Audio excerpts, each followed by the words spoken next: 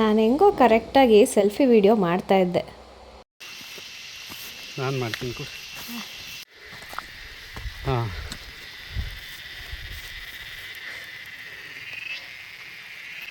ಏನೇ ಬರ್ತಾರೆ ಏನೇ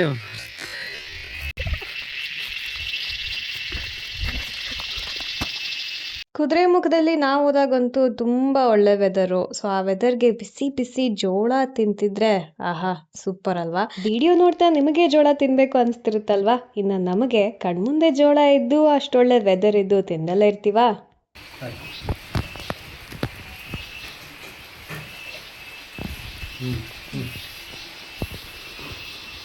ಇನ್ನು ನಮ್ಮ ಕಾರ್ನ್ ಡಬ್ಬಿನಲ್ಲಿ ಫ್ರೈಡ್ ಕಾರ್ನ್ ಅಂತೂ ನನ್ನ ಫೇವ್ರೆಟ್ ಮಾತ್ರ ಅಲ್ಲ, ಯಾರೆಲ್ಲ ಕಾರ್ನ್ ಡಬ್ಬಿಗೆ ಹೋಗಿ ಟೇಸ್ಟ್ ಮಾಡಿರ್ತಾರೋ ಅವರೆಲ್ರಿಗೂ ಡಿಫ್ರೆಂಟ್ ವೆರೈಟೀಸ್ ಆಫ್ ಕಾರ್ನ್ಸ್ ಇಷ್ಟ ಆಗಿರುತ್ತೆ. ಸೊ ಅದಕ್ಕೆ ಫ್ರೈಡ್ ಕಾರ್ನ್ನ ಇಲ್ಲೇ ಮಾಡೋಣ, ಕಾರ್ನ್ ಡಬ್ಬಿ ಫೇಮಸ್ ರೆಸಿಪಿನ ಮಾಡೋಣ ಅಂತ ಹೇಳಿ ಹಾಲ್ಸು ಮಾಡೋಕ್ಕೆ ಶುರು ಮಾಡಿದ್ರು. ನಾನು ಕೂಡ ಬರೀ ತಿನ್ನೋದಕ್ಕೆ ಮಾತ್ರ ಅಲ್ಲ, ಅಡುಗೆಗೂ ಸ್ವಲ್ಪ ಹೆಲ್ಪ್ ಮಾಡಿದೆ.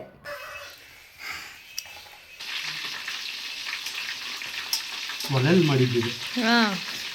ಫಸ್ಟ್ ಟೈಮ್ ಒಲೆಯಲ್ಲಿ ಮಾಡಿರೋ mix masala. Yes, thank you so much madam. ಹೆಂಗಿದೆ? As always super. ನಮ್ಮ ಕಾರ್ನ್ ಡಬ್ಬಿ ರೆಸಿಪಿ ಅದು ಸೌದೆ ಒಲೆಯಲ್ಲಿ ಮಾಡಿದ್ದು ಇವತ್ತು. ಸೂಪರ್ ಪಕ್ಕ. ಅಕ್ಕ ಹೆಂಗಿದೆ? ಸೂಪರ್. ಅಮ್ಮ ನೀವು ತಿಂದ್ರಲ್ಲ, ಹೆಂಗಿತ್ತ? ಜೋಳ ಮನೆ ಮಂದಿಗೆಲ್ಲ ಮಾಡಿಕೊಟ್ರು. ಅದಾದ್ಮೇಲೆ ನೆಕ್ಸ್ಟ್ ಹಲಸಿನ ಹಣ್ಣಿನ ಸರ್ದಿ. ಮಲೆನಾಡು ಕರಾವಳಿ ಭಾಗದಲ್ಲೆಲ್ಲ ಹಲಸಿನ ಹಣ್ಣು ಸೀಸನ್ ಅಂತಂದ್ರೆ ವೆರೈಟಿ ತಿಂಡಿ ತಿನಿಸು ಮಾಡ್ತಾರೆ.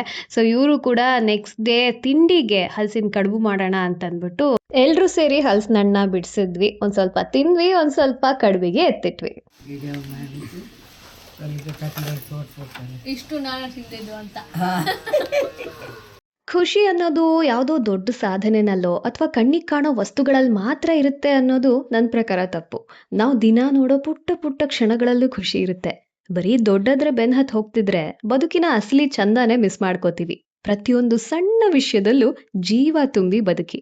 ಏನಂತೀರಾ?